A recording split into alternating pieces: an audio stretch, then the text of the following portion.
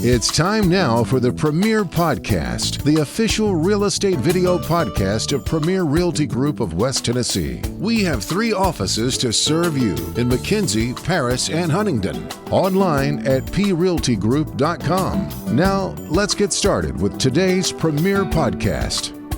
Welcome to the Premier Realty Group video podcast. I'm your host, Kelly Green, the marketing director for Premier Realty Group of West Tennessee. We have offices in Paris, McKenzie, and in Huntingdon. My co-host today is our owner and our principal broker in McKenzie, Susan Bradbury. Susan, how are you? Good morning, Kelly. I'm great. We're going to talk about something that sometimes strikes fear in somebody who's buying or selling their home, and maybe it shouldn't, and that is the word mold. Woo! It's a small word, but you're right. It strikes fear in the minds of buyers. So I'm hoping that today we can dispel some of the myths that surround mold, that we can educate our listeners about the truth about mold and the not-so-true things about mold. And that's why we've brought in the inspector. Ed Frazier, of course, the inspector, property inspection services, online at WTNHomeInspector.com. Ed, how are you today? Good morning, Kelly. Let's talk about mold as far as where you find it normally in homes. Where is the most prevalent place that mold is found in a home? Well, your crawl space is the main part, and that's because most of the time you have a lack of cross ventilation under the home that you get from summer to winter. Some people may forget to change their outside vents and whatnot, things of that nature. But that's the greatest amount of mold you'll find is in under a crawl space. Should it always be a panic situation when you find mold in the home? It's not. A lot of people automatically see it and they go mold, but most of the time it's mildew, which eventually you'll get into the mold process. But it takes 22% water saturation for mold to even begin to colonize. A lot of people don't understand. They will look at the house, they'll have the home inspection, and then the next thing I know, a month or two later, they're calling and saying, "Oh my God, we got mold everywhere." Well, if you turn the power off to the house or turn the air conditioner way high because people are trying to save on the bill, and I understand that, but what it does is it puts dehumidification is removed from the home when you turn the air conditioner off. It's the air conditioning is actually a dehumidification process. So once you shut everything down, it takes 48 hours for mold to start colonizing, and it can cover 1,500 square feet in 40 days. Oh, wow. That's how fast it can move in the right conditions. Wow. When I think about mold, and like the piece of furniture that you're sitting in is a chair. That's a chair. It's not a bed, it's not a table, it's a chair. But when you say mold, that can encompass a wide range of issues. Can you kind of explain to our listeners that all mold is not the same? And that's true. Out of the last year we did 175 mold inspections throughout West Tennessee and parts of Middle Tennessee, and we only had 2 that was actually a toxic mold, and those were ideal conditions.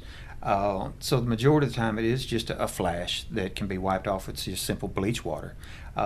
You have that, and then we also have people that they'll want to take the wallpaper off. That's the big thing that, is removing the wallpaper, and then they'll see the black on the walls where there's mold, and automatically it's black, it's mold.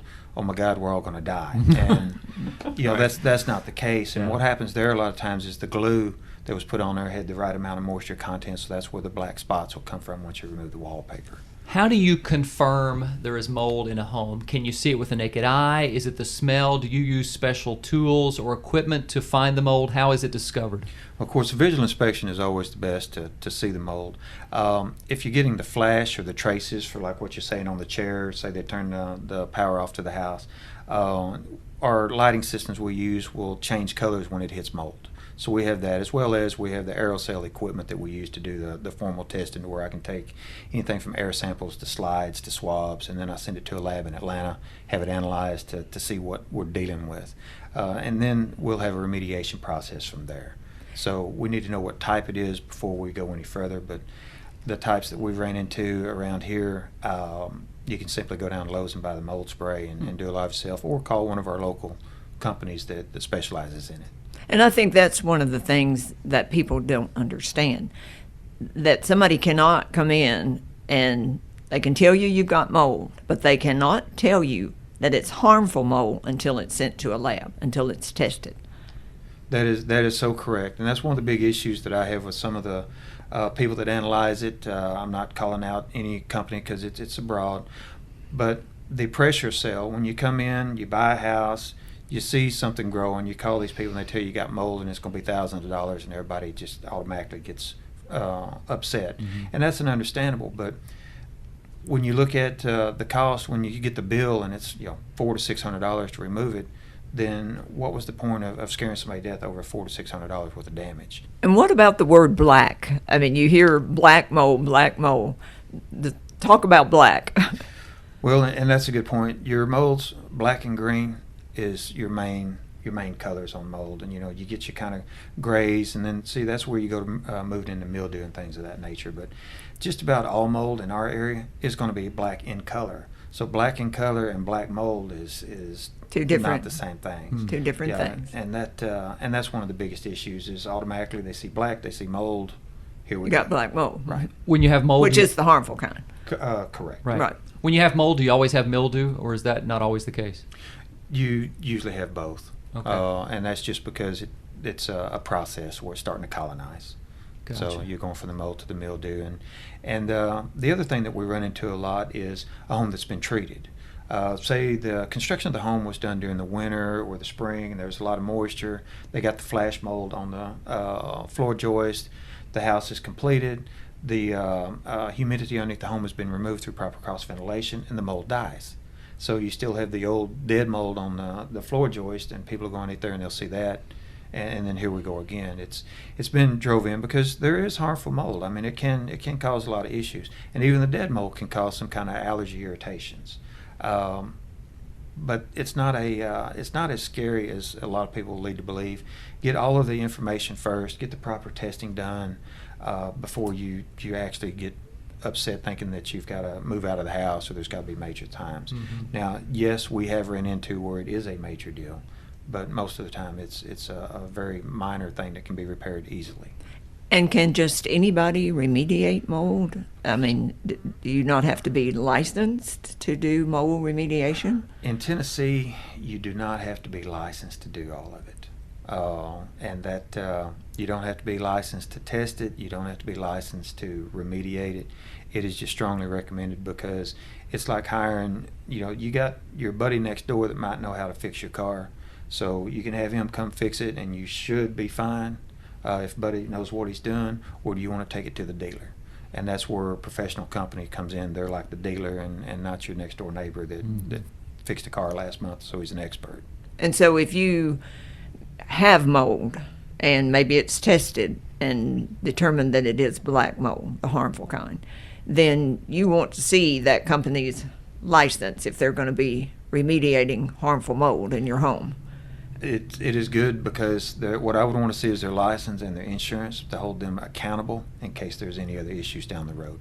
The home also should be tagged to show that it's been treated.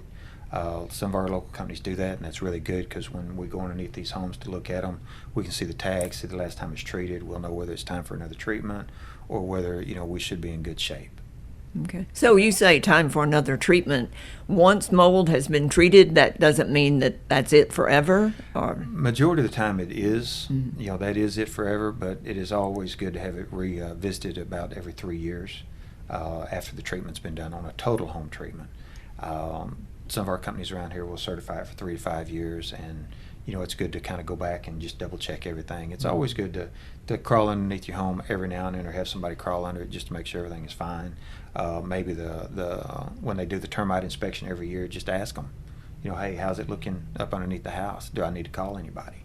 And that's really what most people need to do, is just have, ask them. Not, they're going to give you a isolated opinion because they can't stick their neck out on it, and I understand that, but just ask them, do you see any water leaks underneath there? Do you see any, anything of that nature? Standing water, because if you got standing water, you're going to get the moisture content, and it's going to happen. Yeah. As an inspector, do you see mold more often in a vacant home, maybe that hadn't been lived in a few months? If the home hasn't been lived in, you'll have it on the paneling, the chair. It'll be just pretty much everywhere. If they've turned the heating and air off, that's the biggest issue that we have. Even on the lake houses is even more prevalent because people will be like, well, I'm not going to be there for a month, so I'm just going to turn the heat and air off. Yeah. Then they got to come in and wipe everything down because it's starting to flash. Those spores are in the air everywhere, so it's just a matter of colonization and the right conditions. Are they in this room right now, Ed? Yes, they are. Run, Kelly. Yeah, run. right. What about a few tips if somebody's maybe thinking about selling their home, or maybe they don't even, it's not even crossing their mind to sell their home right now? A few ways to prevent it, mold from ever happening. I like the vents that will open up in the spring and close in the fall. Yep. Thermatically controlled vents on the side of the house. Mm-hmm. That's really one of the better things that has been invented, because it gives us the proper ventilation or the proper opening. You always have to size your ventilation for your home properly. There has been a myth going around that's it's backed up by contractors saying that there shouldn't be any ventilation under a home. So we did a home here recently. The home was a year old that had some of the most, it was under the new no brick vents, and there was so much mold underneath it was unreal. Wow. And so I don't agree with them on that. I think you should continue with the proper ventilation and just kind of monitor everything. Make sure, every now and then look in your crawl space, or like say have the termite guy or whoever that you got going underneath the house, cable guy, anybody that's going underneath there, just have them look, see if there's anything else. But that's going to be the best way of doing it, is just proper annual maintenance.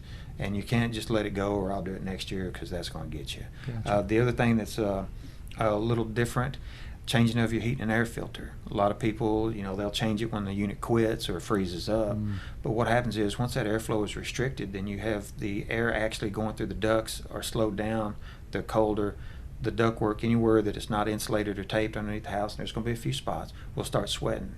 Many times you crawl underneath the house and you'll see just look like rain dripping off the bottom of the heat and air duct. It can be simple as dirty coils, the filter stopped up. You could be having fan issues, something that's restricted the airflow, which is, only airflow. If you are having allergies or something of that nature in the house, it is best to leave the air running continuously in regards to the fan, to keep the quality of air in the home at a higher level through the circulation. And I think that's a good point. If you're having allergy problems, you shouldn't immediately think, oh, I've got black mold. Or if you've got black mold, you shouldn't immediately think, oh, I'm going to die. Like you said, I'm going to die.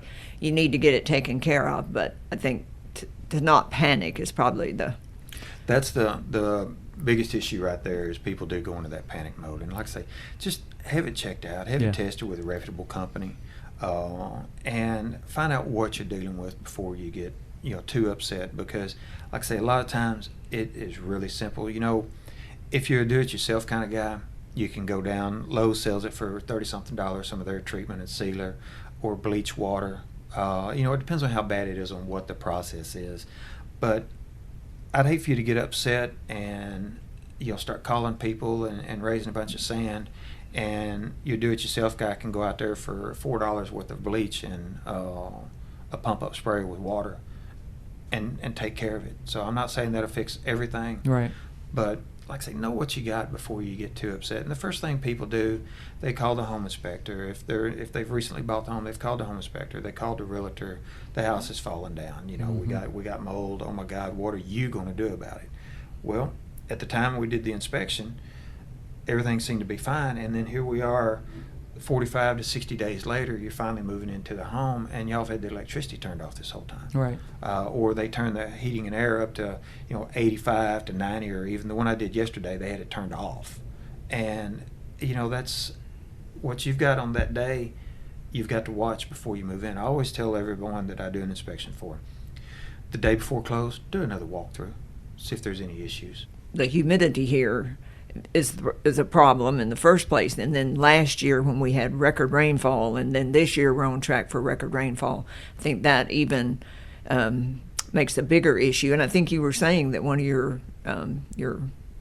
journals addressed the fact. Yeah, the Home Inspector magazine and for last month come out about mold because it's everywhere. We're having so many issues with the understanding what's going on in regards to explaining it to our customers.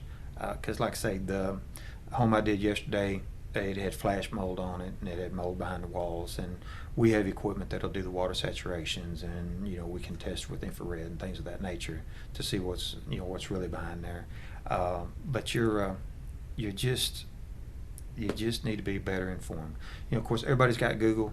You Google black mold, that's going to be the end of days. You know, It's Armageddon, isn't it? You know, it's like you know, you Google, if you have a runny nose, Google symptoms of runny nose. You're going to go into it could be a brain tumor. Oh, my it could goodness, be- I yes. mean, of course, nobody's going to say, you know, you're allergic to the onion you just cut at dinner.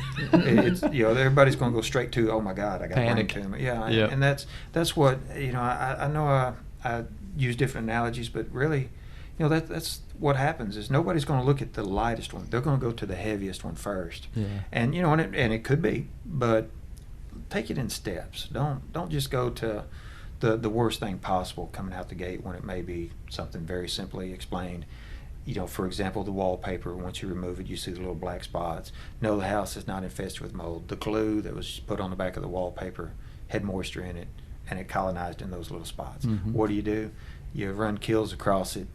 You know, seal it. They got the kills that's got a mold designed for mold also. So just put that on there, and you're good to go. Ed Frazier, the inspector, Property Inspection Services, 731-336-0698. You'll see the number on your screen. Online at WTNHomeInspector.com. Any final questions for Ed, Susan? No, I think we've covered it all. Just be informed. I think Well, and that's the big thing. You know, and I appreciate y'all having me in here today. And anyone that has any questions, you know, feel free to give me a call. I'll try to answer anything that I can, or at least give you a direction to go to get the correct answer. Yeah. But just please be informed before anybody, you know, really gets upset over what's going on. You know, there is a time, but let's start at the bottom and work our way up. Yep. You start at the top, there's nowhere to go but down. You got it. Inspector Ed, thanks for being on the podcast. Thank Great you. job. Appreciate it. Appreciate you.